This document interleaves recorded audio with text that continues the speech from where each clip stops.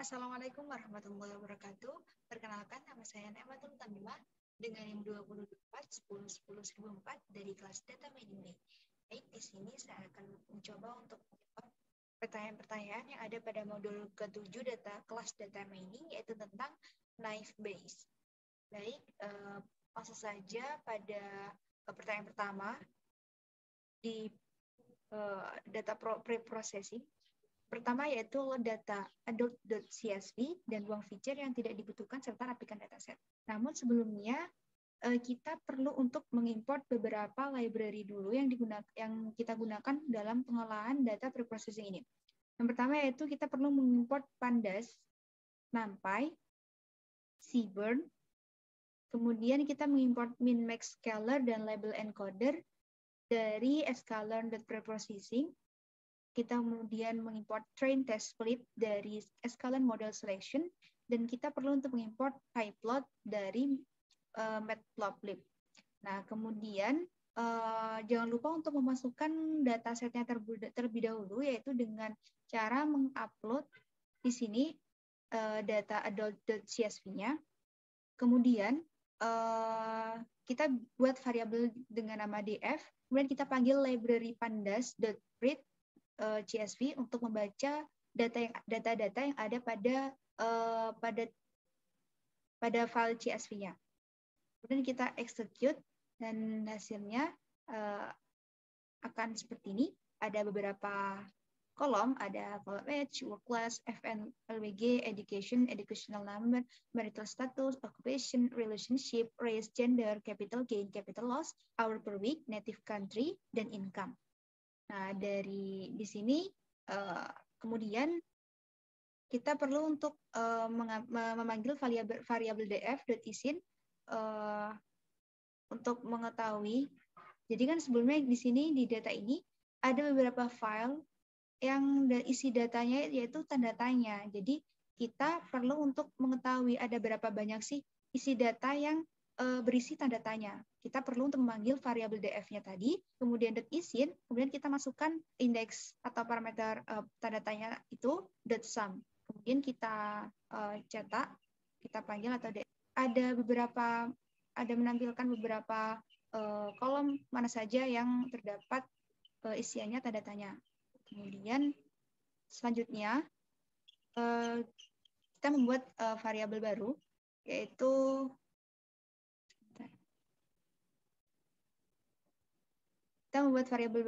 df.replace tanda tanya itu np.9, kemudian df sama dengan df drop na axis 0, df reset and index drop true, dan kita kemudian memanggilnya. Jadi maksudnya dari ini tuh kita membuang isi dari kolom yang berisikan tanda tanya gitu. Nah, di sini sudah tidak ada lagi kolom yang berisikan tanda tanya saja. Selanjutnya kita lihat kembali apakah ada data yang berisi tanda tanya. Tidak ada data yang berisi tanda tanya. Kemudian df isna .sum, tidak ada juga data yang kosong. Selanjutnya, batasi dataset hanya pada data yang memiliki umur 25-40 tahun. Nah, di sini kita buat variabel baru. Di sini saya akan membuat variabel batasan underscore df.dfh atau kolom h itu lebih besar sama dengan 25, dan dfh atau kolom h itu kurang dari sama dengan 40. Kemudian kita cetak. Nah, hasilnya akan seperti ini. Di sini akan menampilkan beberapa kolom atau kolom-kolom yang berisikan, yang age-nya itu berisi rentang antara 25 tahun sampai 40 tahun. Di sini ada 25, ada 38, ada 28, 34, 36, 26, 37, 34, dan 34, dan 25. Intinya di sini tidak ada data yang age-nya itu kurang dari 25 dan lebih dari 40. Di sini minimal ada 20, age-nya itu ada 25, dan yang paling banyak itu ada 38. Selanjutnya yaitu cek tipe data pada masing-masing feature dan encoding bila diperlukan.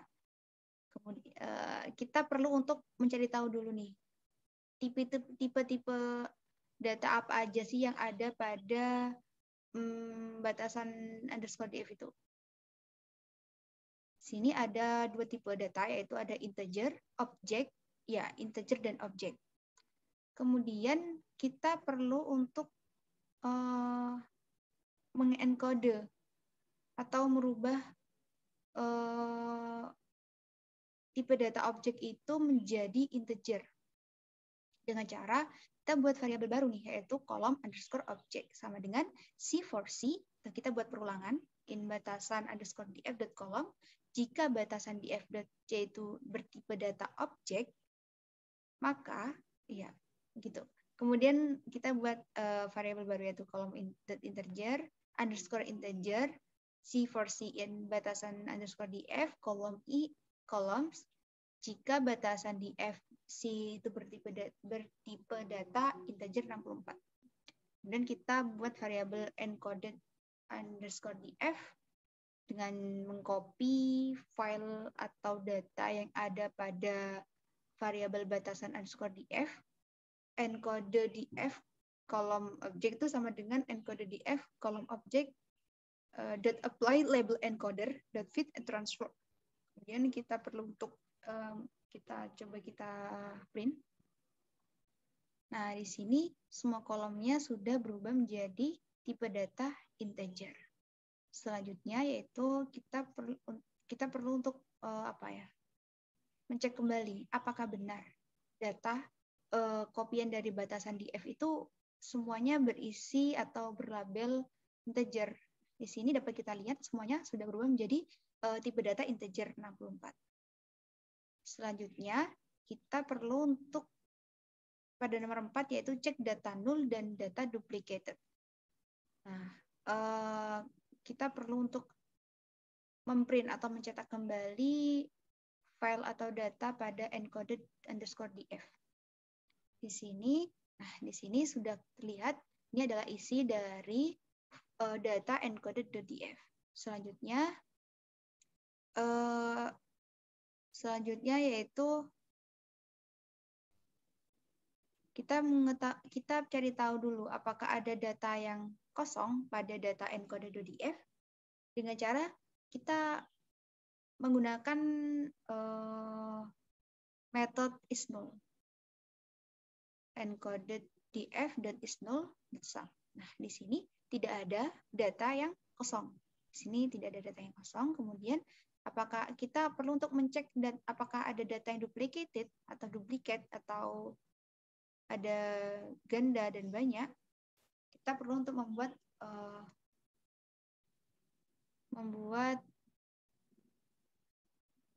memanggil metode duplicated. Ternyata ada data yang duplicate, ada 16 data di sini. Kemudian selanjutnya pada poin kelima kita handling misvalue dan handling duplicate data jika ada.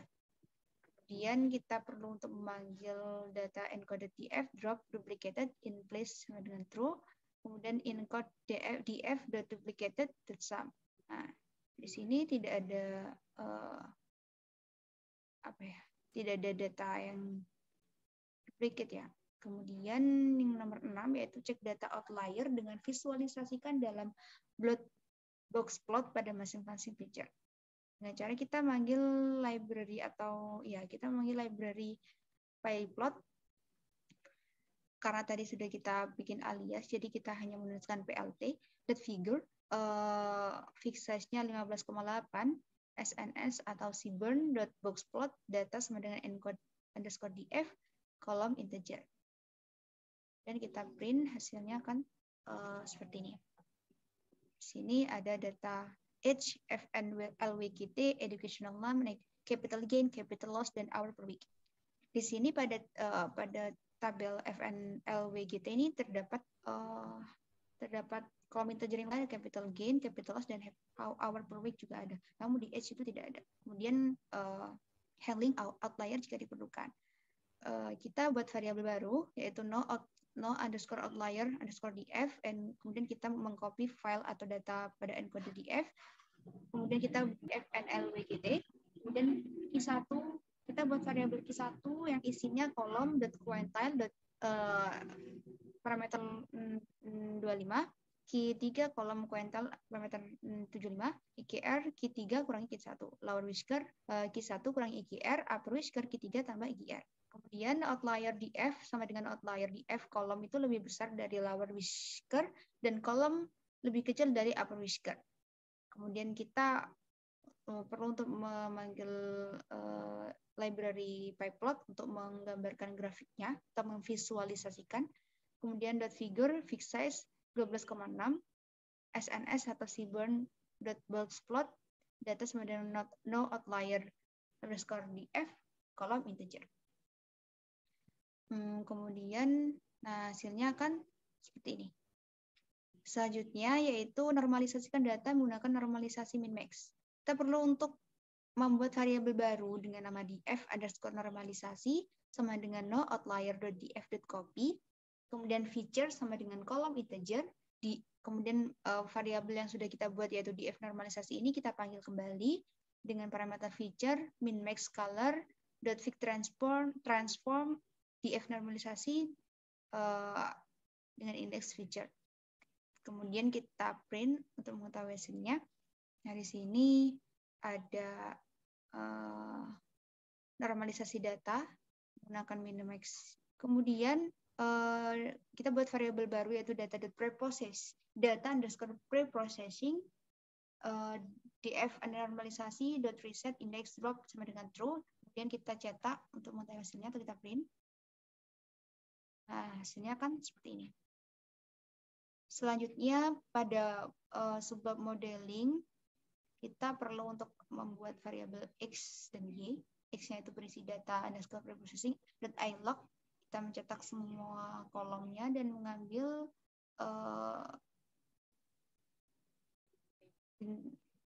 barisnya. Kemudian y data preprocessed ilog mengambil semua kolomnya -1.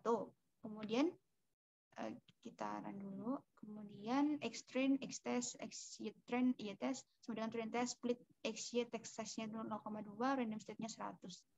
Kemudian kita perlu mengimport Gaussian NB dari scalar naive Bayes. Kita buat variabel model sama dengan Gaussian NB. Kemudian model.fit, xtrain, ytrain, model score, xtest, ytest. Dan kita cetak. Nah, ini merupakan hasil dari modelingnya yaitu 0,8011167 96440489444. Kemudian selanjutnya yaitu perhitungan manual. Kita pindah ke Excel. Nah, di sini terdapat data jodoh naive Bayes dataset. Kemudian di sini ada 4 kolom yaitu kolom harta, perilaku, kesediaan, dan keputusan. Di sini datanya sudah saya urutkan terlebih dahulu berdasarkan keputusan. Ada 10 data gas lamar dan ada 10 data juga gas pikir dulu. Kemudian dari data-data ini dapat diketahui atau disimpulkan probabilitas prior yaitu probabilitas yang akan menyatakan kepercayaan seseorang terhadap suatu kuantitas sebelum bukti ikut diperhitungkan. Kemudian di sini gas lamar ini terdapat 10 data dari jumlah data keseluruhan yaitu 20 data, jadi probabilitas priornya sebanyak 0,5. Kemudian yang dipikir dulu ini juga terdapat 10 data dari 20, jadi probabilitasnya sama yaitu 0,5. Maaf ini salah. Nah, 0,5. Kemudian kecerdasannya berdasarkan kecerdasan terdapat 2 data yaitu Pinterpol dan juga BA-JASI. Nah, pada Pinterpol di gas lamar terdapat data Pinterpol sebanyak 1, 2, 3, 4, 5, 6, 7, 8, 9. Ada 9 per 10, sebanyak 0,9. Kemudian yang data BA-JASI di kecerdasan itu ada 1. Kemudian data Pinterpol yang dipikir dulu itu ada 1. Jadi 1 per 10 jadi 0,1. Kemudian BA-JASI ada 9 per 10 jadi 0,9. Kemudian berdasarkan hartanya. itu terdapat 4 variabel, yaitu ada tajir, ada agak tajir, B ajasi. Ada 3 variabel maksudnya. Kemudian pada gas lamar, pada variabel harta yang memiliki value tajir ada 1, 2, 3, 4, dan 5 data. Ada 5 data. Berarti 5/10 sama dengan 0,5. Kemudian yang agak tajir pada gas lamar itu ada satu data. Jadi 1/10 jadi 0,1, dan yang pada B ajasi itu ada 1, 2, 3, 4. Ada 4 data. 4/10 sama dengan 0,4. Kemudian pada dipikir dulu itu ada variabel tajir itu ada 1, 2, ada 2. Jadi 2/10 sama dengan 0,2. Yang agak tajir itu ada 0, ada agak tajir ada 1, 2, 3, 4, dan 5. Ada 5/10 sama dengan 0,5. Dan yang B ajasi itu ada 1, 2, dan 3. Ada 3 data. Jadi 3/10 sama dengan 0,3. Selanjutnya pada variabel perilaku terdapat 3 variabel juga. Ada baik, ada B ajasi, dan ada toksik. Nah, pada gas lamar, pada keputusan gas lamar ini, yang value baik, yang memiliki variabel baik itu ada 1, ada 2, 3, 4, dan 5 data. 5/10 sama dengan 0,5, dan yang B ajasi itu ada 1, 2, 3. Ada 3 data, jadi 3/10 sama dengan 0,3. Selanjutnya yang toksik yaitu ada 1 dan 2 data saja. Jadi 2/10 sama dengan 0,2. Selanjutnya di keputusan yang dipikir dulu itu variabel baiknya itu ada 1, ada 2, ada 2 data. Jadi 2/10 sama dengan 0,2. Yang B ajasi itu ada 4, 4/10 sama dengan 0,4. Yang toksik ada 4 juga, 4/10 sama dengan 0,4. Kemudian di kesetiaan itu yang ada 2 variabel, ada 2 opsi yaitu jempol dan B ajasi. Dan yang gas lamar yang jempol itu ada 1, 2, 3, 4, 5, 6, 7. Ada 7 data. Jadi 7/10 sama dengan 0,7. Dan B ajasi itu ada 3 data. 3/10 sama dengan 0,3. Sedangkan pada dipikir dulu yang B ajasi itu ada 1, 2, 3, 4, 5, 6, 7. Ada 7 data. Jadi yang B ajasi ada 0,7, sedangkan yang jempol ada 0,3.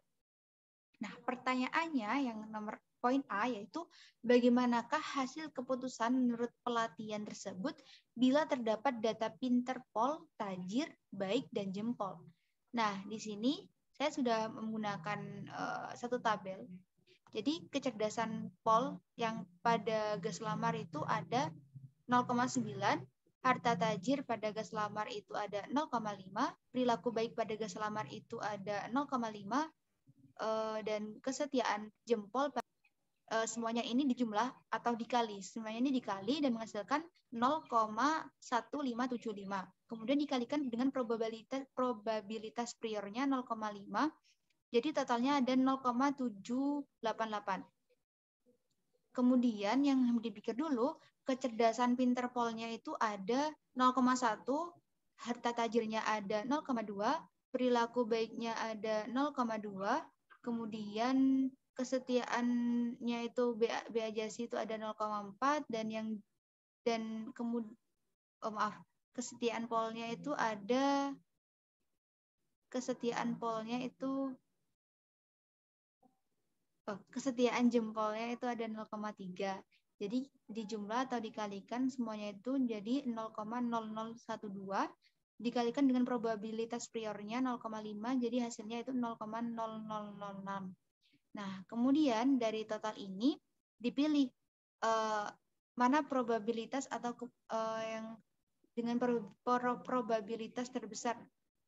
Jadi probabilitas terbesar di sini yaitu pada gas lamar sebanyak 0,0788.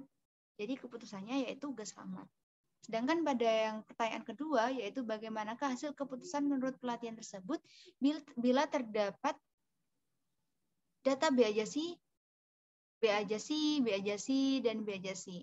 Maksudnya pada kecerdasannya itu B Ajasi, halutannya B Ajasi, perilakunya B Ajasi, kesetiaannya juga B Ajasi.